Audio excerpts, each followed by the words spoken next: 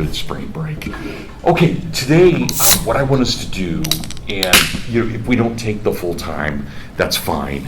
I would like us to go over, and Hugh, are you the reader for us right now? I believe so. Yeah, so we're going to go over Ballad of the White Horse, and then I hope you guys had a chance to read through Kirk's prospects for conservatives. And I want to talk quite a bit about that and give a little bit of a background for that. I think that we can cover that pretty quickly. There's a lot in there, but if you guys have noticed, it is deeply rooted in the 1950s. And I think the problems themselves are universal problems, but he's tackling so many things that are so specific to the 1950s that we need to kind of break through that and think about what things are timeless. But let's go ahead and start with Ballad of the White Horse. And Hugh, if I remember right, yeah, I would have missed page 75. So if you can just, oh, okay, thank you. That's where I think we are? Is that right, Drew? I think so. And as he wept for the woman, Yes. Yeah. he let her business be. Yes. Yeah, that's where we're at. Okay, great. And as he wept for the woman, he let her business be. And like his royal oath and rash, good food fell on the ash, and blackened instantly. Screaming, the woman caught a cake, yet burning from the bar, and struck him suddenly on the face, leaving a scarlet scar. King Alfred stood up wordless, a man dead with surprise. And torture stood, and the evil things that are in the childish hearts of kings, an instant in his eyes. And even as he stood and stared, drew round him in the dusk those friends creeping from far-off farms, Marcus with all his slaves in arms, and the strange spears hung with ancient charms of Colan of the Usk. With one whole farm marching afoot, the trampled road resounds, farm hands and farm beasts blundering by, and jars of mead and stores of rye, where Eldred strode above his high, in thunder-throated hounds, and gray cattle and silver load against the unlifted morn, and straw clung to the spear shaft's stall, and a boy went before them all, blowing a ram's horn. As mocking such rude revelry, the dim clan of the Gael came like a bad king's burial end, with dismal robes that drop and rend, and demon pipes that wail. In long outlandish garments, torn though of antique worth, with druid beards and druid spears, as a resurrected race appears out of an elder earth. And though the king had called them forth, and knew them for his own, so still each eye stood like a gem, so spectral hung each broidered hem, gray carven men he fancied them, hewn in an age of stone. And the two wild peoples of the north stood fronting in the gloam, and heard and knew each in its mind the third great thunder on the wind, the living walls that hedge mankind, the walking walls of Rome. Marks were the mixed tribes of the west, of many a hue and strain, girth with rank hair like yellow grass, and the Cornish fisher Borleas, and Halmer come from his first mass, lately baptized a Dane. But like one man in armor, those hundreds trod the field. From red Arabia to the Tyne, the earth had heard that marching line, since the cry on the hill Capitoline, and the fall of the golden shield. And the earth shook, and the king stood still, under the greenwood bow, and the smoking cake lay at his feet, and the blow was on his brow. Then Alfred laughed out suddenly, like thunder in the spring, till shook aloud the lintel beams, and the squirrels stirred in dusty dreams, and the startled birds went up in streams for the laughter of the king. And the beasts of the earth and the birds looked down in a wild solemnity on a stranger sight than a sylph or elf, on one man laughing at himself under the greenwood tree. The giant laughter of Christian men that roars through 1,000 tales, where greed is an ape and pride is an ass, and Jack's away with his master's lass, and the miser is banged with all his brass, the farmer with all his flails. Tales that tumble and tales that trick, yet end not all in scorning, of kings and clowns in a merry plight, and the clock gone wrong and the world gone right, that the mummers sing upon Christmas night and Christmas day in the morning.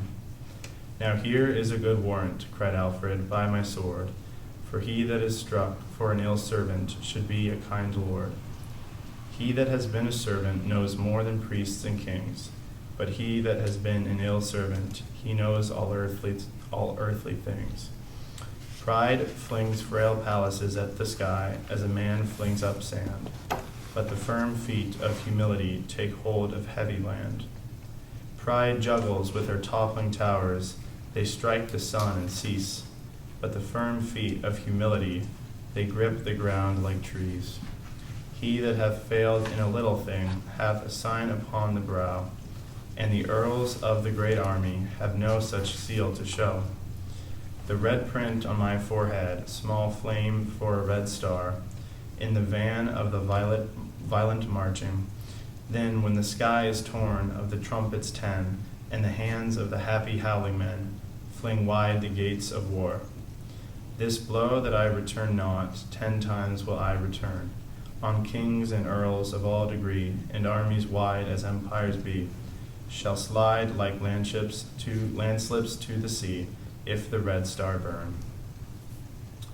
One man shall drive 100, as the dead kings drave, before me rocking hosts be riven, and battering cohorts backwards driven, for I am the first king known of heaven that has been struck like a slave.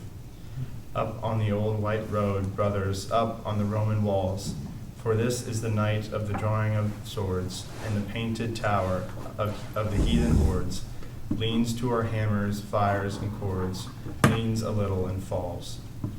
Follow the star that lives and leaps, follow the sword that sings.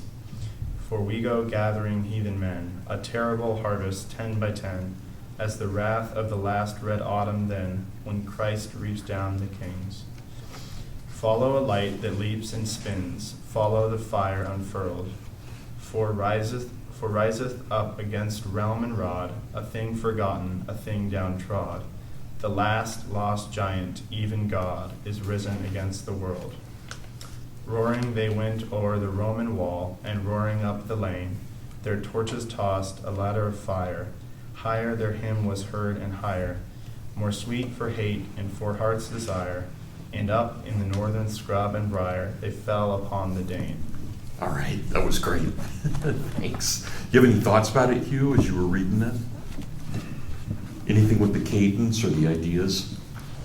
Yes, sir. I should have caught up a little bit, but I missed the last piece, so I just jumped in where, Yeah. I guess, what was the context of last class's section? Drew, you want to? Yeah, so he's wandering through the forest, and after singing his song on the lyre, and he stays briefly with this peasant lady and asks for a meal, and she says yes, just like watch like the bread on the fire, make sure it doesn't burn. And as he's doing that, he's thinking about the state of England and the bread burns. Yeah. Yeah. So, Hugh, any thoughts? It's okay if not. Yeah, maybe come back to me. Okay. Well, let's point out a couple of things in this. Obviously, Alfred has to decide what to do with the heathens, right? That's a huge part of this. And so he desperately wants to convert the heathens. But as we see in the final line, that seems to be impossible at this point, and he falls upon the Danes, and so he brings war to them. And I don't know if you guys saw this weekend. I thought it was very interesting, and it's caused, especially on social media, quite a bit of controversy. The Pope made a statement that Trump praying for our soldiers in Iran is impermissible, that we can't pray for those who bring war. And I'm not sure what I think about that, because it's pretty clear in the Old Testament. We can pray for those who bring war. But it's an interesting kind of thing when you're thinking about what does that mean for us? As we think about what we're doing in Iran right now, it's the same thing that is what's going on with Chesterton and Alfred against the Danes. Do we treat our enemy as human beings? Do we try to convert them? Or do we recognize it's a failed idea? And so we go after them in some way. And it's pretty clear the way Chesterton writes this. Notice what he says about pride. Right? Pride is just absolute folly. The only thing that matters is that we humble ourselves like Christ on the cross. Right? That's what matters. That's what gives us our strength. Ironically, we become fully human when we humble ourselves, when we're, I won't say humiliated, but certainly when we accept humility. That's when we're at our greatest, just like Christ was on the cross. So I really like what Chesterton is doing here in this book, in that juxtaposition of pride versus humility. But I think that's pretty critical in all of this. But the other thing I would say, and you guys can jump in at any point, but for me, this is on page 79, where we have the giant laughter of Christian men. And that is, I'll state that as bluntly as possible. That is the most Chestertonian moment of a Chestertonian poem. Chesterton is famous for arguing that as Christians, we should go through the world laughing because we're mocking sin and we're mocking pride. And it's an irony, there's a tension, because in our mocking, we don't want to become arrogant, but we also don't want to ever lose our laughter. And so if you think about Jesus getting on the cross, it's horrific, but it's also laughing at the devil, because the devil has just tempted Jesus to be the ruler of the world. And of course, Jesus becomes ruler of the world not by claiming his rulership, but by submitting to the cross. That's what makes him the real ruler. And so this isn't just telling the devil he's wrong, it's laughing at the devil. It's basically saying, you fool, you utter fool, you've already lost, you've completely lost. And everything you propose, even though we think of the devil as wicked and evil, he's a joke. He's a total joke because he has been completely wrong about all of this. And so that's a very Chestertonian kind of idea that we should, just as Christian men and women, we should laugh. And so that's why we often, if you've ever seen pictures of Chesterton, he's grossly overweight. The guy could have lost a good 100 pounds, to be sure. But he's almost always shown with a pipe and with a pint because he's laughing at the world, right? And he can have a drink and he can have a smoke and it's fine, right? He's laughing at that. And he's not just laughing at the devil, he's laughing at our uptightedness. Yeah, I know that's not a word, but us being uptight as Christians when we adopt a kind of puritanical stance. Like, no, don't do that. Laugh. Realize that this is a cosmic joke. And so think of it that way. I'm not asking you guys to agree with that. I just want you to know that's a very Chestertonian sentiment. And it always fits with a kind of Chestertonian Christianity. So you think about, even serious Calvinists like Doug Wilson out of Idaho.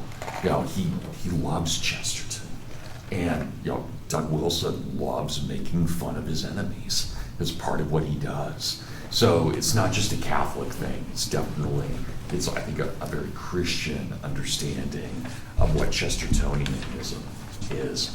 The other thing I want to point out, just right after, and I love this kind of dig that Chesterton gets in, right after that, the giant laughter of Christian men that roars through 1,000 tales, where greed is an ape and pride is an ass, right? That's hilarious, right? He's totally mocking Darwin, but he's also mocking the idea of us being uptight, right, and being an ass.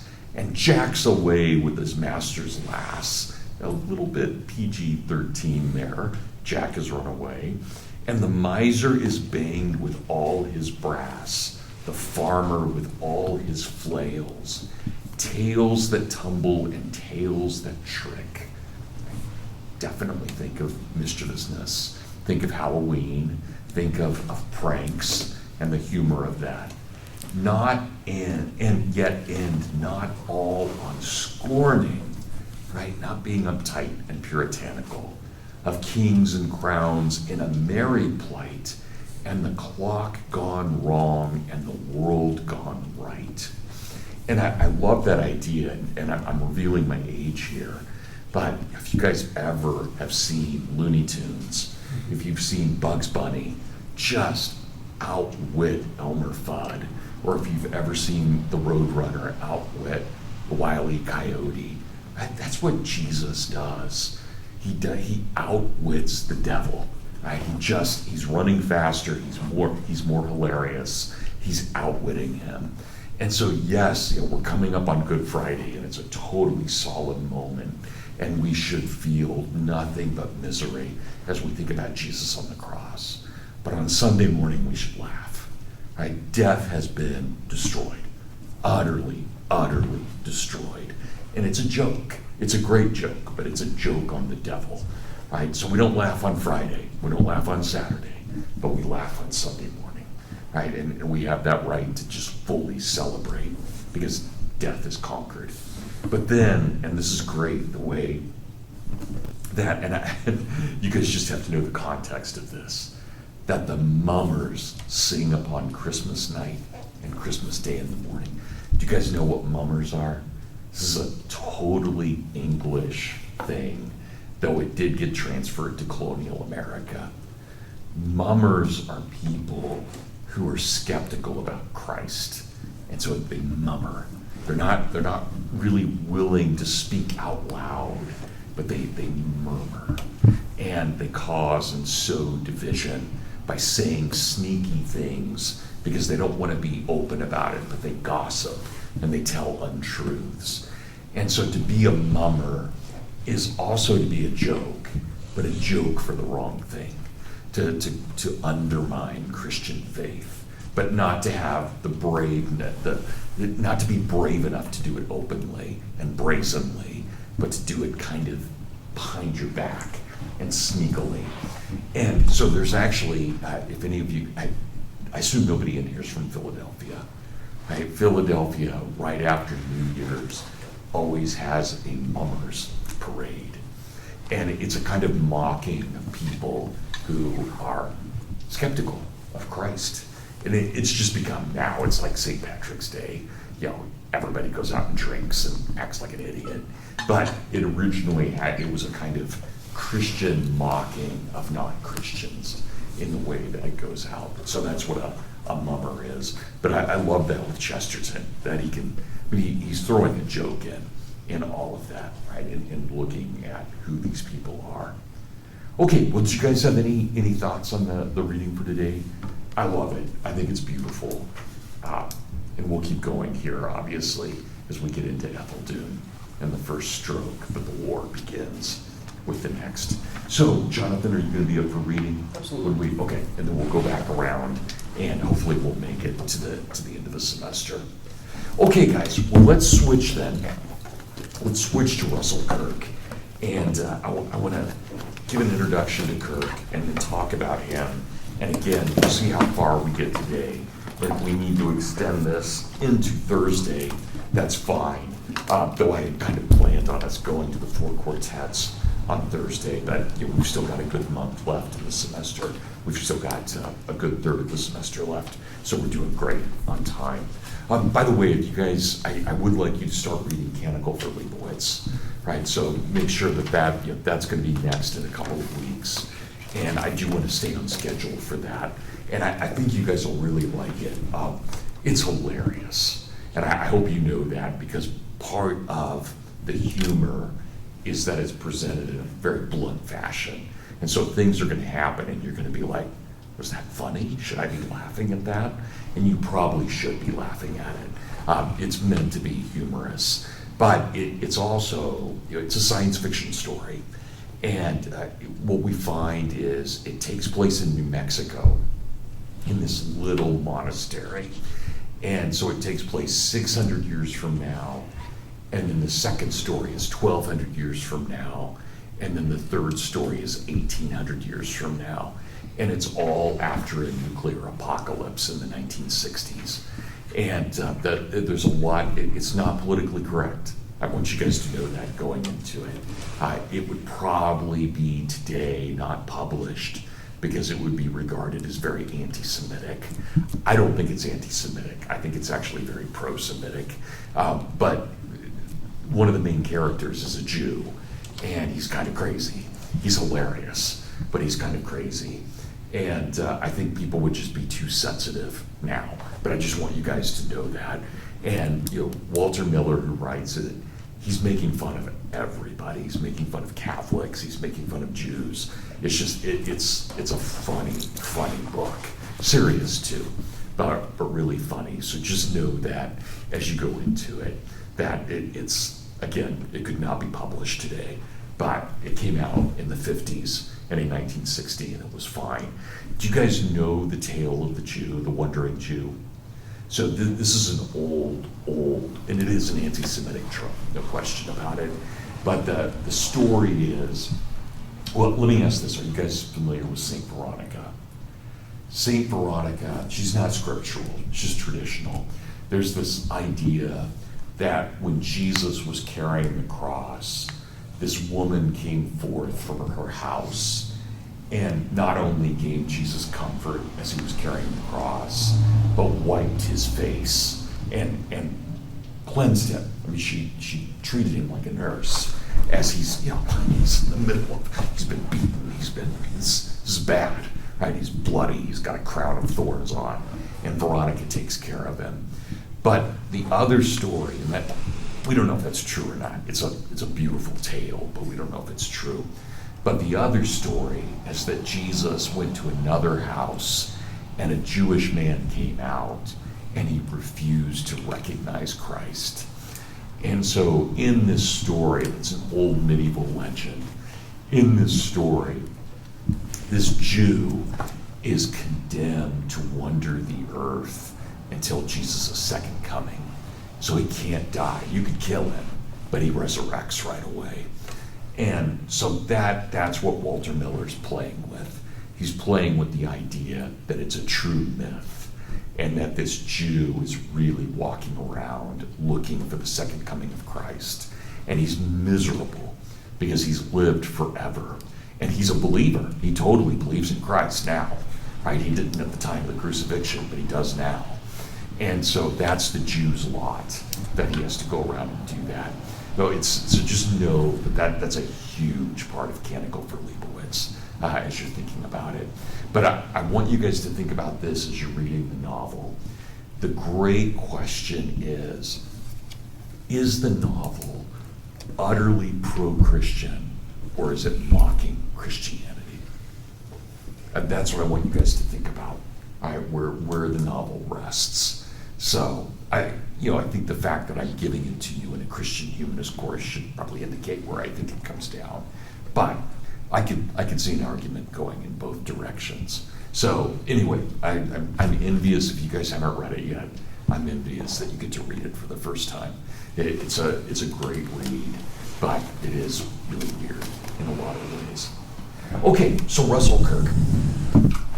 Russell Kirk is one of the most important figures for this class, and truly one of the most important figures in the 20th century. And I don't want to go through too much about him because I want us just to focus on his words today.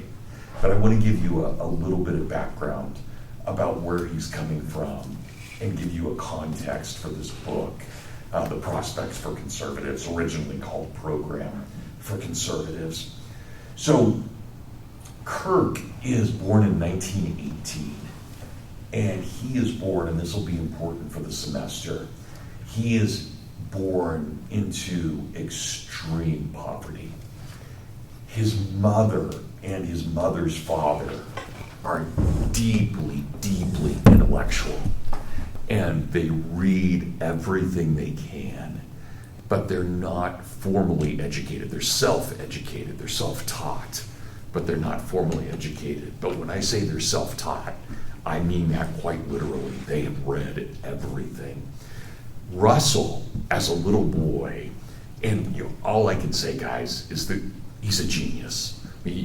I'll give you some examples why I believe that, but I truly think he's one of, just IQ-wise, he has to be one of the most intelligent men who's ever been born. And I'll give you a couple of examples of this. By the time he's age 12, he has already read the complete works of Karl Marx, and he has read everything that Jefferson has read, and he makes a decision at age 12. He basically says, I have to choose. Am I a Marxist or am I a Jeffersonian? At age 12, he's making this decision, and he chooses, of course, to be a Jeffersonian, completely rejects Marx. But, I mean, how many of us in this room, I at 58, I've only dipped into Marx. I certainly as a 12-year-old, I was reading Bradbury and Tolkien. I was reading Marx. So this is incredible that he has that. And he read all of Sir Walter Scott, James Fenimore Cooper. I mean, the guy's just amazing. But the other thing we can say about him in terms of his intellect is he almost certainly had a photographic memory. And there was a thing that his students loved doing. They would pick books, and you guys may know this, we have his complete library here. They're all boxed up, all of his books, but we have his library here at Hillsdale. And he was alive, what his students would do is they would pull a book off the shelf, and he had a library of about 15,000 volumes, and they would pick a random book off the shelf, and they would start reading a sentence or two. And it may, and I'm not exaggerating, it may have been a book that Kirk had not read for 40 years. And he could instantly say, oh, that's page 54, and here are the lines right after what you just quoted.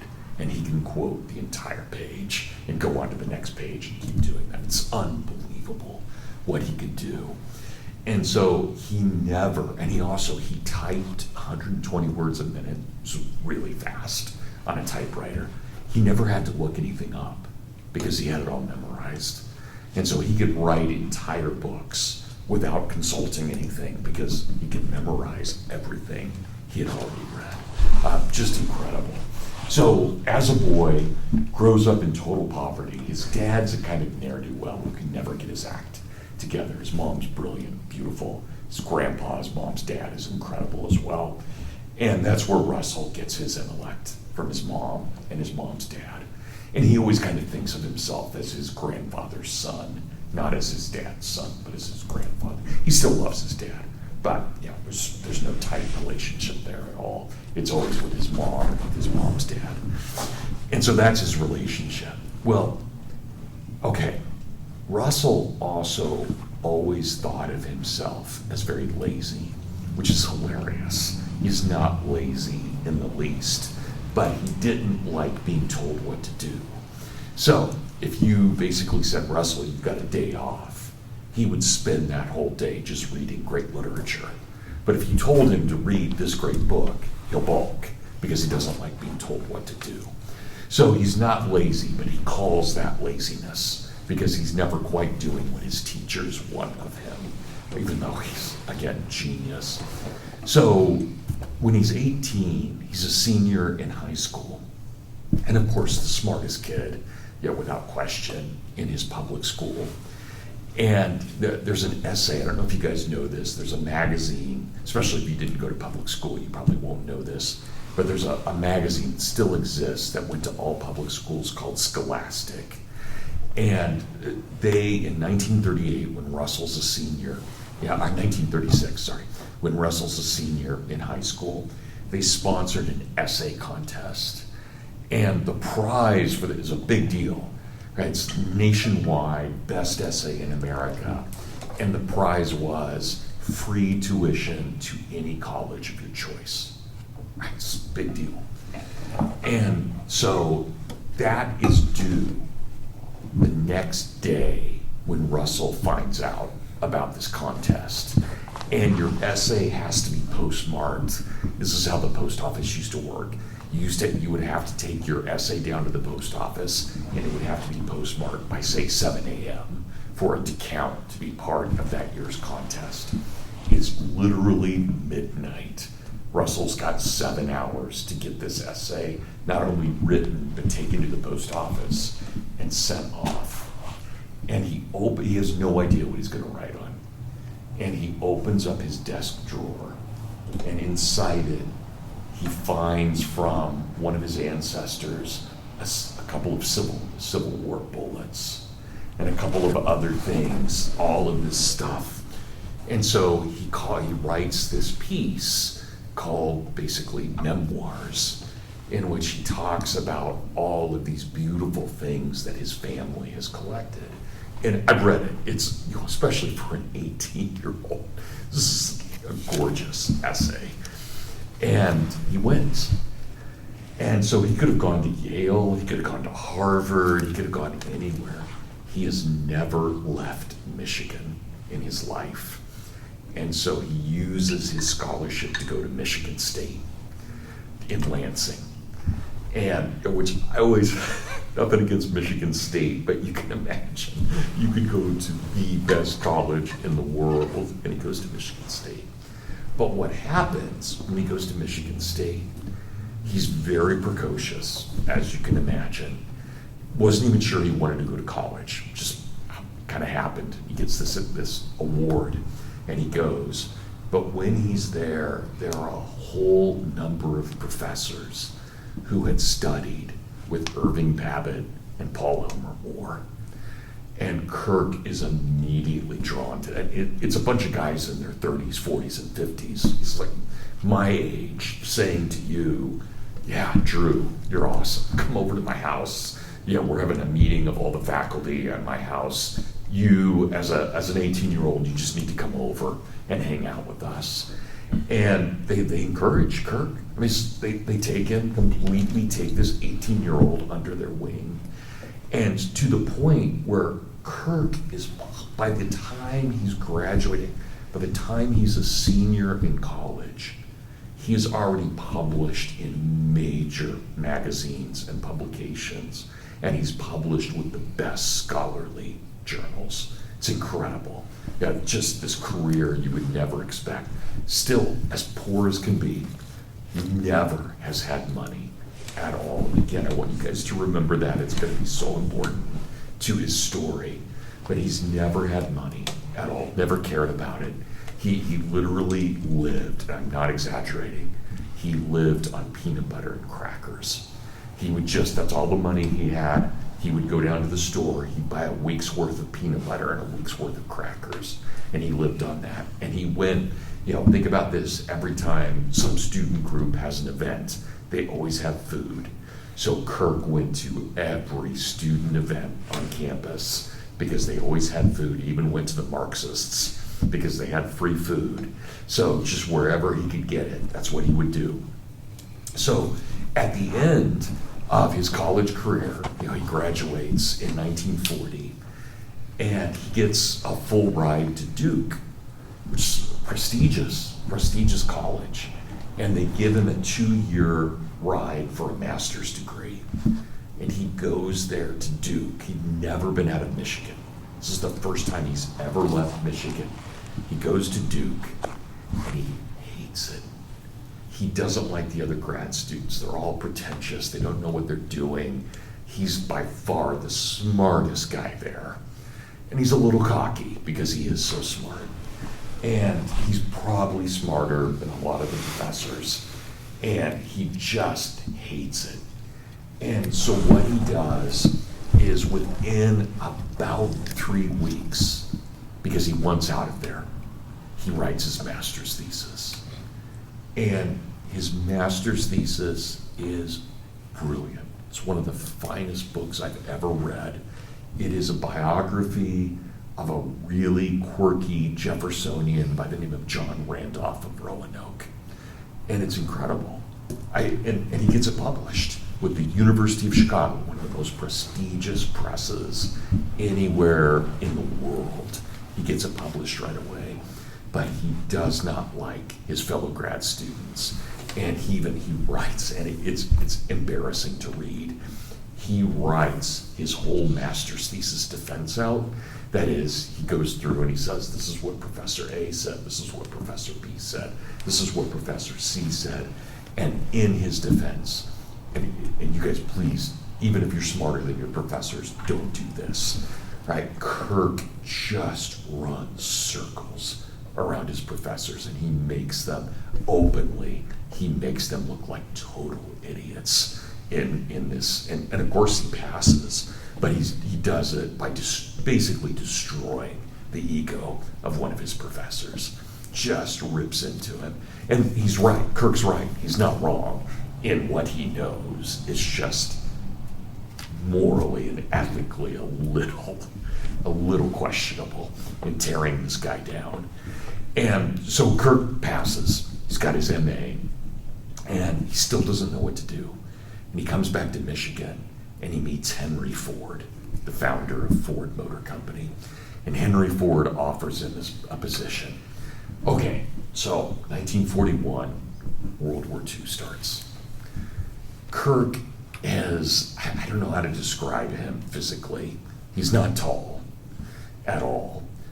He's always just on the edge of being a little bit overweight, not bad, just a little tubby in the way that he's built. He has pretty bad eyesight.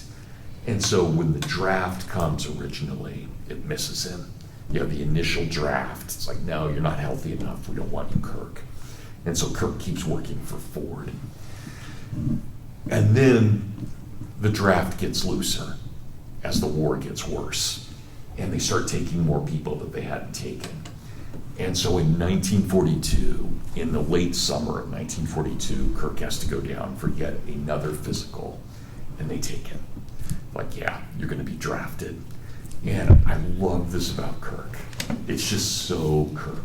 And I have to explain his religion at this point.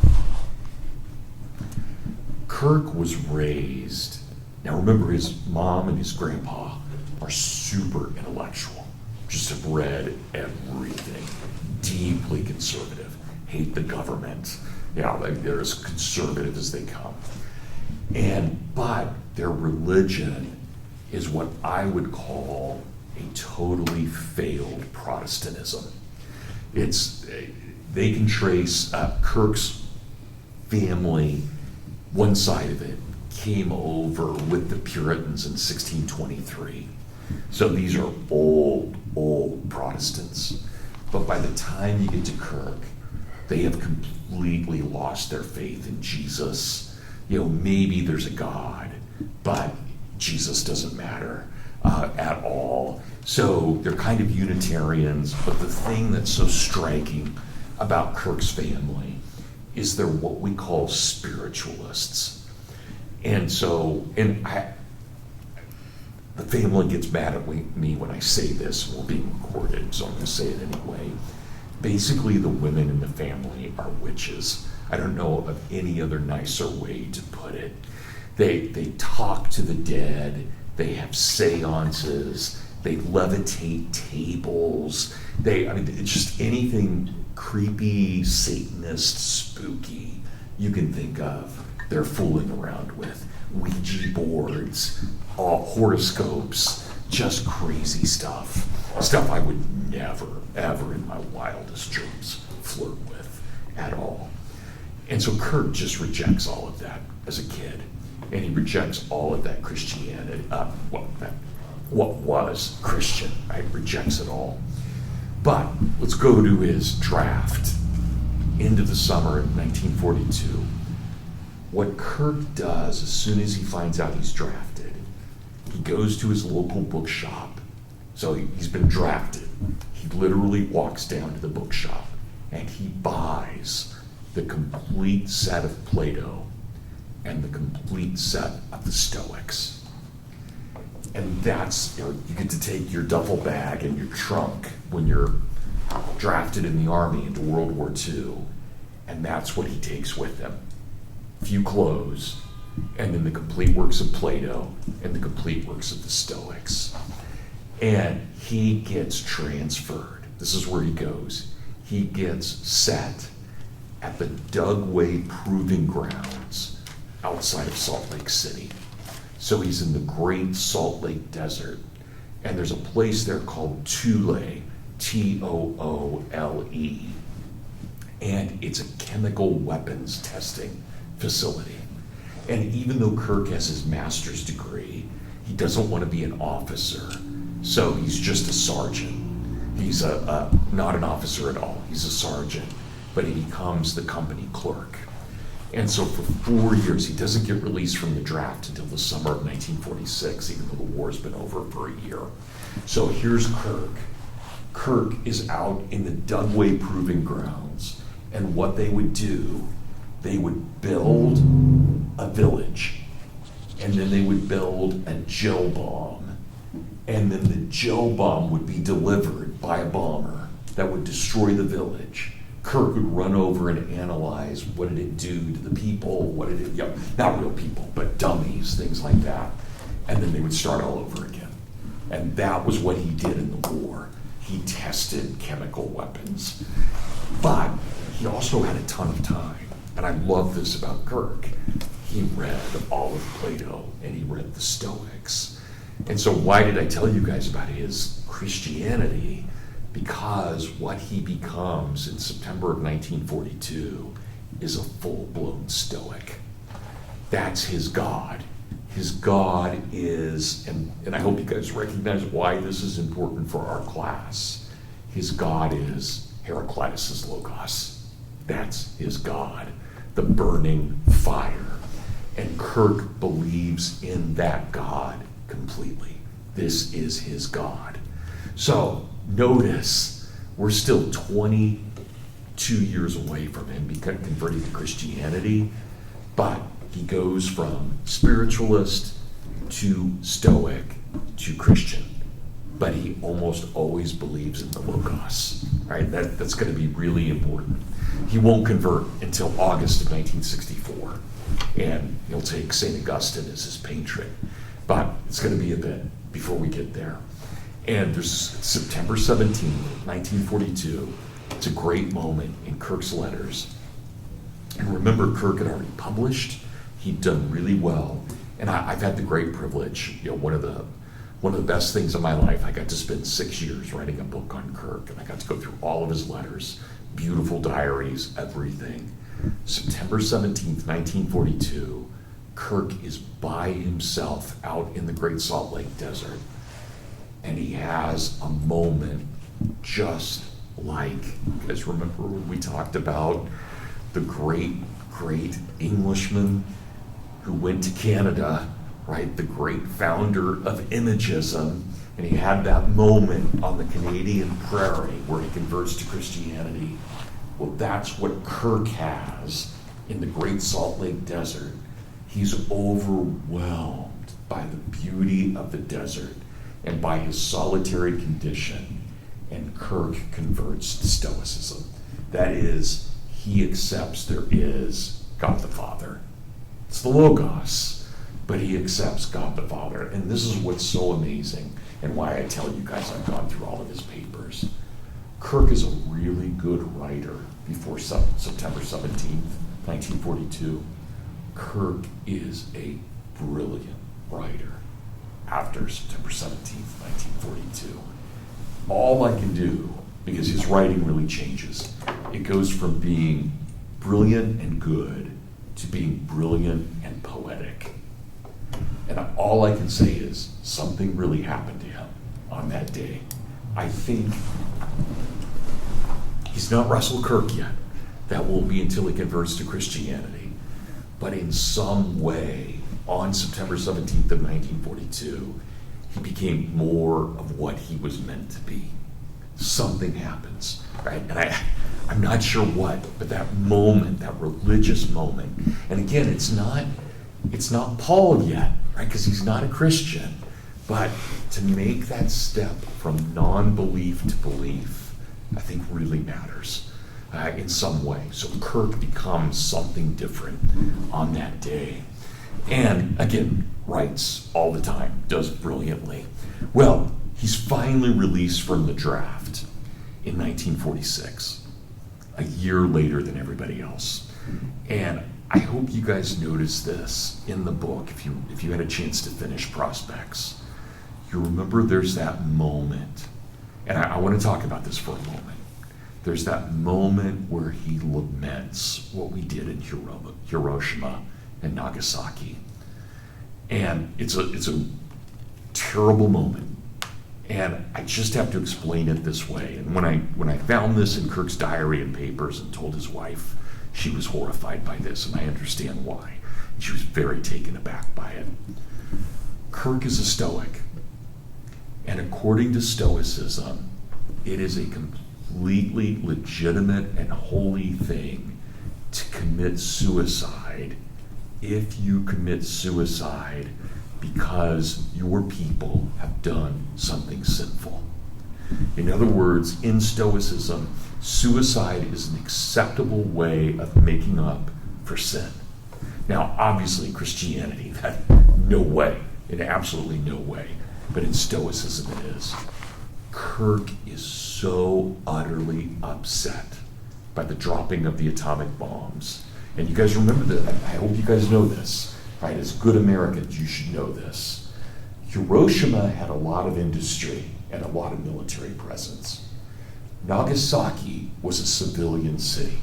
It was a city of just Japanese men, women, and children. And yes, there was a huge military presence there, but why? Because Nagasaki was the Christian city of Japan. It was the only pro-American city in the whole country. And so the military was there because Nagasaki was under martial law. The irony that we would destroy that city is absurd. It's unbelievable. It is truly. I mean, we can list. Right, there are great things we Americans have done. I mean, there are incredible things we've done. But if we want to list our sins, enslavement of blacks, taking of territory from the American Indians, and the dropping of the atomic bomb on Nagasaki, I would say, and I say this as a 58-year-old historian, those are our three greatest sins as Americans. And Kirk was so distraught about this that for 6 months he debated in his diary, is it incumbent upon me to commit suicide as a soldier in the American Army to make up for what America had done? So that's brutal. That's absolutely brutal. And you guys, don't get me wrong. I mean, suicide is just wrong. Right? There's no question about it. It is the sin against the Holy Spirit. But you can imagine Kirk, as a true Stoic, it was a hard decision for him. Thank God he didn't go through with it. But he really, that's how deeply he felt that. And really, until he died, and he dies in April of 1994. He dies young. He's only 74 when he dies. But when he dies, he's still, that sin, that should, and he can never, ever forgive Franklin Roosevelt or Harry S. Truman, right? Those guys. And it's for Kirk, it's liberalism, right? That's what the bomb is. The bomb for Kirk is the logic of liberalism, the belief that we can perfect the world and that we'll destroy the world to perfect it. So this is where Kirk is just utterly conservative in what he's doing and sees this as a deeply inhumane project. So it really is for him, just personally, an amazing moment. Okay, well, Kirk makes it through that, comes back to Michigan in the summer of 1946, and what happens? Michigan State, of all places, is exploding because all these soldiers are coming home. Guys who are your age, who got drafted and had to spend 5 to 6 years in the Army, they miss college. So colleges just explode in the 1940s and 1950s. Kirk's got a master's degree. It's good enough. Michigan State hires him as a professor. And in particular, they hired him as a professor of Western civilization. And so that's his title. He's professor of Western civilization. But once again, here's Kirk. Really, you would think, okay, ideal job. He's just come back from 5 years in the military. He gets hired at Michigan State, which was a highly ranked university in America. He gets hired at this great place. He hates it. He doesn't like the students very much. He doesn't like teaching. He's not a natural teacher. He is one-on-one. Like if you would have, and I never met Kirk. I've only interviewed people who knew him. But Kirk was one of these guys, you could get him one-on-one. He was fantastic. But he wasn't a good public speaker. And lecturing to a class, he never had the ability to command a class or to command respect for a class. And he doesn't like it. He doesn't like how liberal the other professors are. He thinks they're hypocrites, that their liberalism's just kind of tapioca. They don't even really believe it. It's just what everybody else believes, so they go along with it. So he really sees academia as just kind of conformist, kind of like, if you can imagine, 7th grade, but for smart people, right? That's basically what it is. And everybody thinks alike, everybody dresses alike, nobody's really critical about anything. So Kirk doesn't like it. But he does decide, and I love this, I'm going to finish here, and we will talk about prospects in a second. But I want to leave Kirk here for a moment. Kirk does decide that he wants his PhD. It's not good enough to just have his master's. And so he goes to his department chair and his dean, and he basically says, will you guys let me off? I'd like some semesters off so I can go study, get my PhD, and come back. And they agree. And Kirk's actually, even though he doesn't like the classroom, he's doing well. And he's already published he's done very well. And so they tell him fine. And so Kirk decides, he looks around and he thinks, all right, I don't want to get my PhD in America because I don't like American academia, but I definitely want it. And so I'm going to look at the United Kingdom. And he looks at Oxford, and he looks at Cambridge, and he looks at St. Andrews in Scotland. And he finds a book about St. Andrews and starts reading about it. And Kirk is Scottish. Kirk, right? The name Kirk is a Scot, it means church in Celtic. Celtic. And so he thinks, all right, I'll go to my ancestral homeland. I'll go to Scotland. And so he applies for St. Andrews and he gets in. Not only does he get in, but he gets into a program where he earns not a PhD, but what was called a D.Lit. And I just have to explain this to you guys because we don't have anything equivalent in America to what a D.Lit is. When I got my PhD in history, and this is true for all my colleagues, it's just the way it works in America. When I got my PhD, I had to major in a subject. I had to then minor in a major subject and minor in a minor subject. And so what I did, I majored in American history from the American Revolution to the Civil War, and then I minored in American studies, and then I minored in political thought, so political science, right? That's what I did. And I loved it. It was great. But what the D.Lit does, it basically allows you to get a double PhD so that you specialize not in one area like I did in American history, but you specialize in 2 areas. So a D.Lit is a double PhD. And what Kirk then proposed and succeeded in earning was that he would write both what would be a history PhD and a literature PhD. That's the D.Lit. Does that make sense for everyone? So it is a big deal, right, to earn that. The only way I could do it now, and I've thought about this, but with kids, it never was practical. I would love to have a PhD in literature. I would love to go back and write my dissertation on the Lord of the Rings or something. That would be great. I would love to do that. I'm not going to be able to, I'm too old for it now. But that would be the only way I could match what Kirk has. And so this is a kind of a PG-13 story, but it's pretty funny, actually. So Kirk, and this was also something his wife didn't know about until I went through the letters and diaries, Kirk had girlfriend after girlfriend. And which is funny because he's really not, he's not, if you look at Kirk, you wouldn't quite think ladies' man, but he obviously was. And so, but he was also, even though he wasn't Christian, he was totally chaste to the point of embarrassment. I mean, so he actually got asked to write his first autobiography in 1963.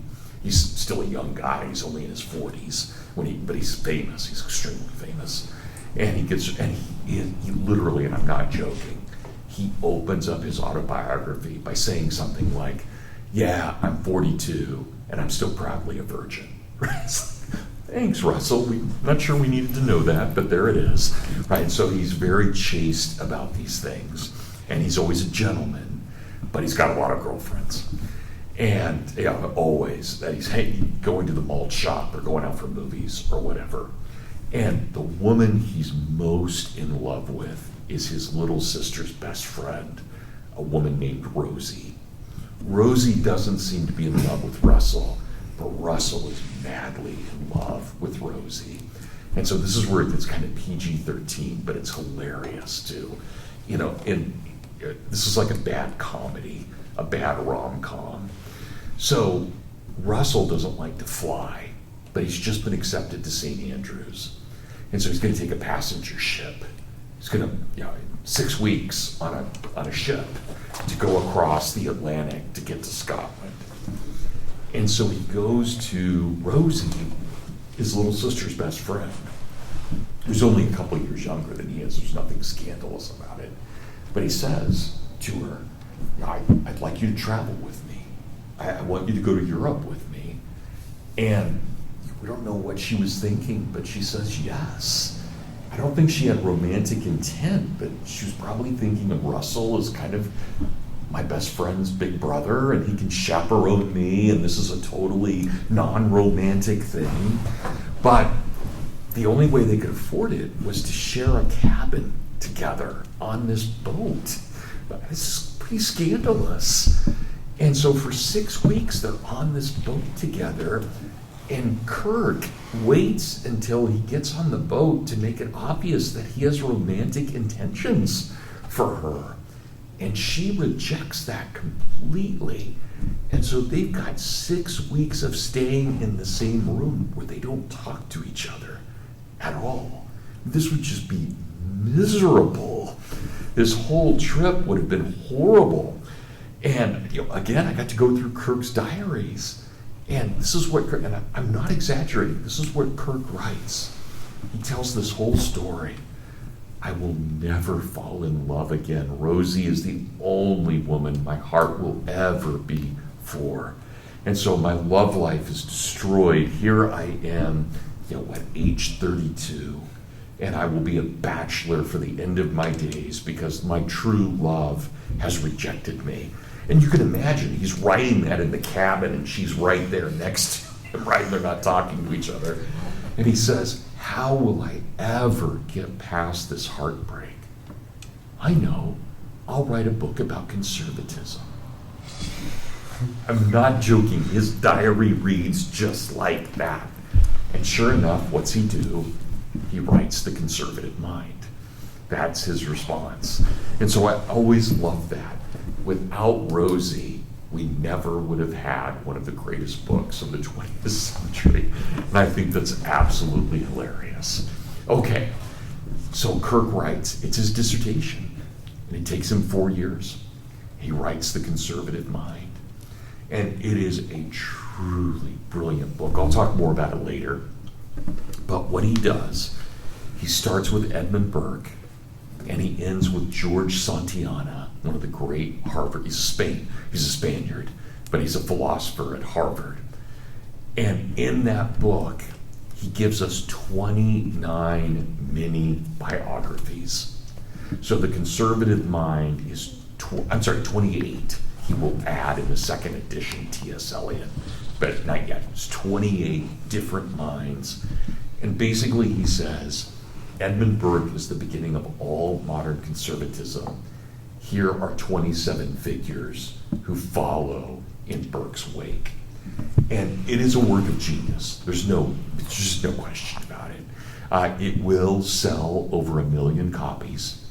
It will put Kirk absolutely on the map. He's only 35 when it's published, and it skyrockets him to fame. One of my favorite stories about this. So it's published in the spring of 1953. Kirk is suddenly everywhere. Again, he's a young guy. He's only 35, still a bachelor. Rosie didn't work out. And there he is.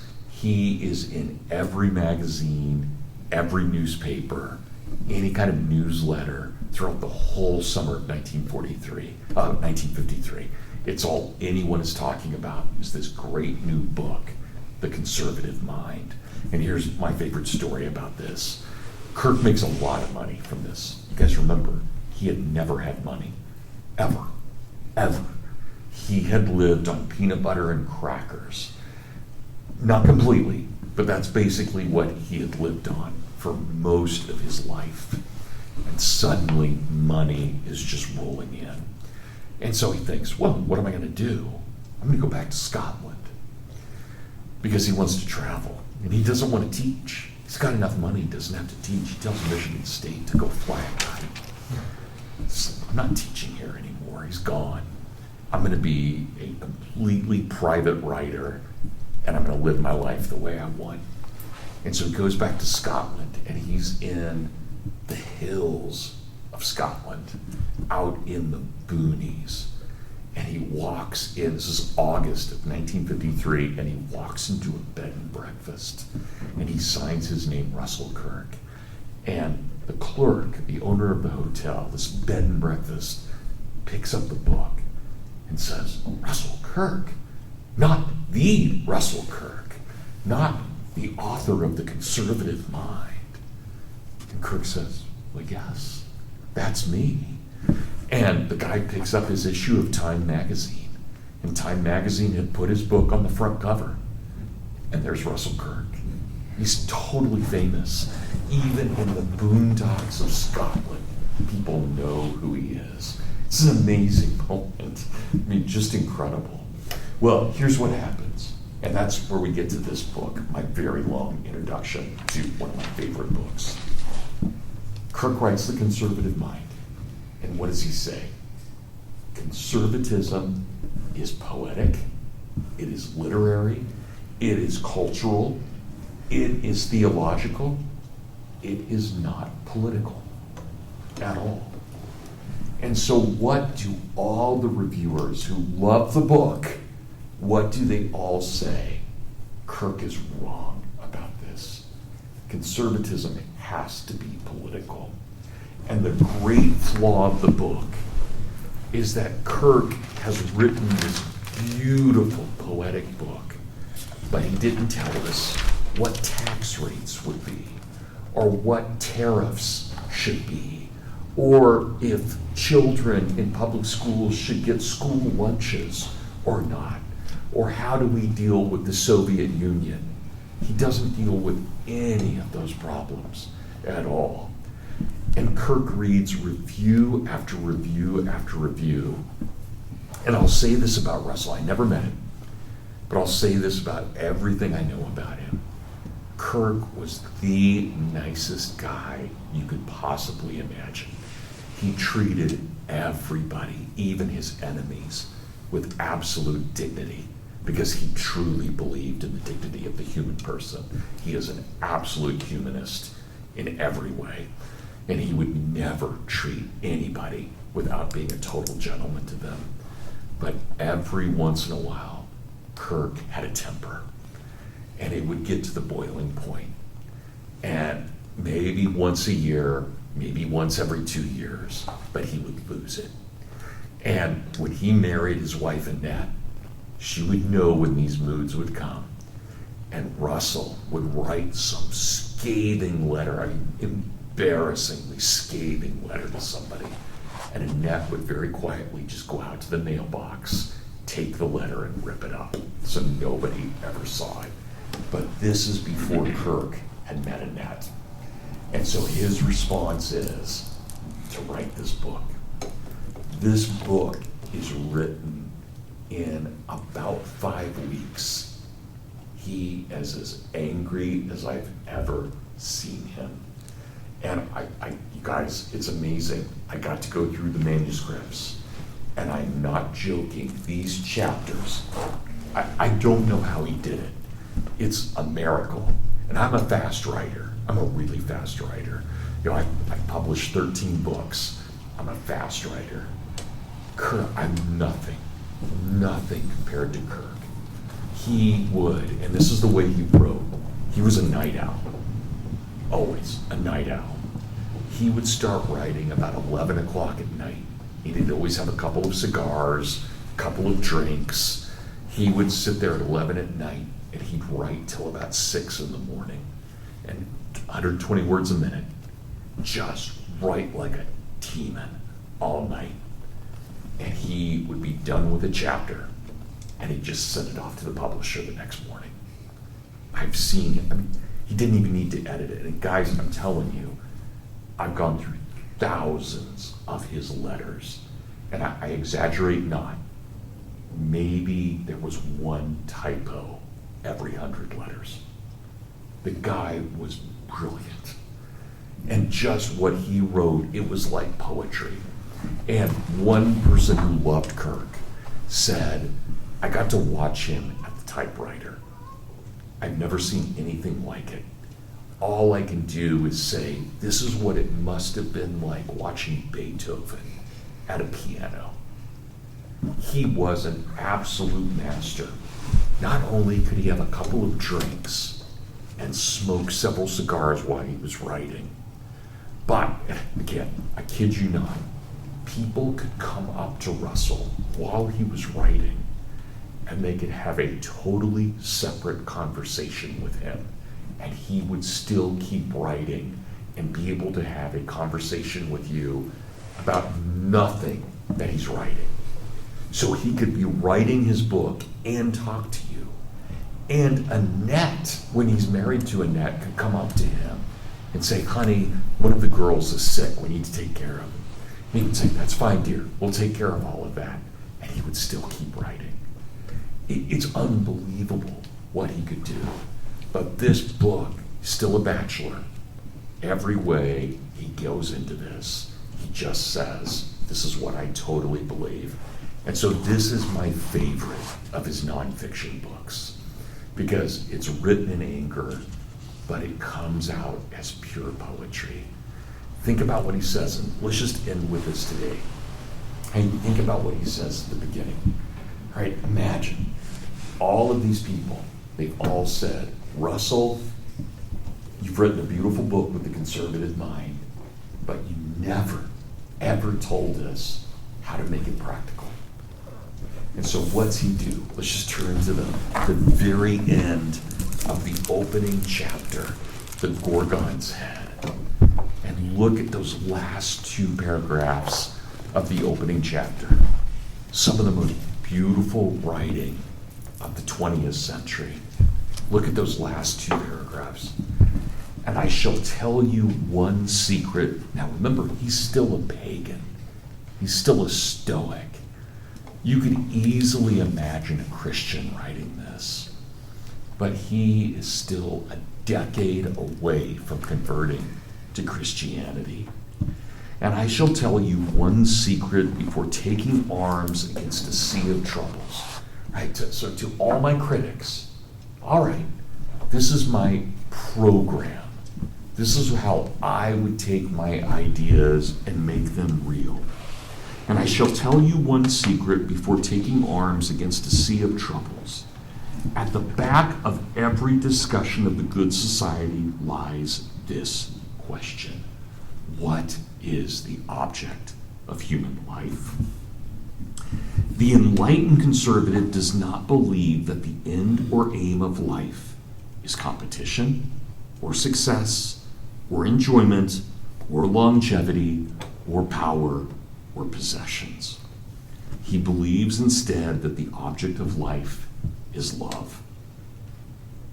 He knows that the just and ordered society is that in which love governs us, so far as love can ever reign in this world of sorrows. And he knows that the anarchical or the tyrannical society is that in which love lies corrupt. He has learned that love is the source of all being, and that hell itself is ordained by love. Well, here's a 35-year-old Stoic. Is any one of us in the room surprised he's going to convert to Christianity? He's got it. Right? It's right there. He has totally got it. What's amazing is that we're still 10 years away from it. That's the amazing thing. He understands that death, when we have finished the part that was assigned to us, is the reward of love. And he apprehends the truth that the greatest happiness ever granted to a man is the privilege of being happy in the hour of his death. Well, let's jump ahead. It's April of 1994. Kirk is 74 years old, right on the edge of being 75. He is the author of 31 books. He has been awarded the highest medal by President Ronald Reagan. He is, more importantly, a beautiful wife and 4 incredible daughters. And what do they do at the end of his life? And you guys forgive me, I'm going to be pretty Catholic here for a moment, but the last few weeks of his life are stunning. He goes in and out of consciousness, but next to his bed, he has the Ballad of the White Horse, he has the Bible, and he has Marcus Aurelius' Meditations. He's still a Stoic. It's pretty cool. But he's a Christian Stoic, right? It's all right there. And his girls and his wife hold hands, and they sing hymns to him, and they pray. And this is where it's really Catholic. But I'm not sure I can get through this. He keeps having visions. Did I tell you guys this? I can't remember if we had talked about this. When he goes out of consciousness, he has visions. And this Italian in these visions keeps coming up to him. This Italian shows him his hands. He's got the stigmata. Sorry, I'm running on so little sleep and I've been traveling like that. Do you guys know what the stigmata is? Right, it's the wounds of Christ. And so Russell wakes up and tells his wife, he's like, why? This Italian keeps coming up to me. And Russell's sorry. Russell says, Annette says to him, that's Padre Pio. It's like this incredible moment. And Russell dies in April. And it's beautiful. It's exactly what he said. Right? And he apprehends that the greatest happiness ever granted to him is the privilege of being happy at the hour of his death.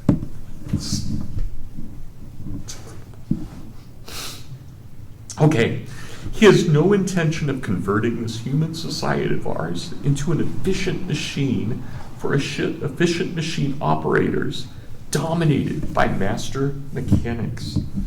Men are put into this world, he realizes, to struggle, to suffer, to contend against the evil that is in their neighbors and in themselves, and to aspire towards the triumph of love. They are put into this world to live like men and to die like men. He seeks to preserve a society which allows men to attain manhood rather than keeping them within the bonds of perpetual childhood. And with Dante, he looks upwards from this place of slime, this world of gorgons and chimeras, toward the light which gives love to this poor earth and all the stars. And with Burke, and this actually comes from Plato originally, he knows that they will never love what they ought to love if they do not hate what they ought to hate. That's incredible. I just love that. So again, there's Russell. And just in a nutshell, I wanted to give you the background for this book. And, really, I think the title of this book, he originally calls it Program for Conservatives because he's making a joke. He's laughing at all of his critics. But really what we could call this is a Christian humanist manifesto, right? That's what this book is. Okay, well look guys, I had only meant for us to spend the day on this, but there's still a lot I'd like to talk about. So if you guys don't mind, bring it on Thursday, and we'll bring it up again. Sorry, I got emotional. So I've spent too much time with Kirk. He's an amazing figure. So, okay, thank you guys. So have a really good Tuesday and a really good Thursday, Wednesday, and I'll see you on Thursday.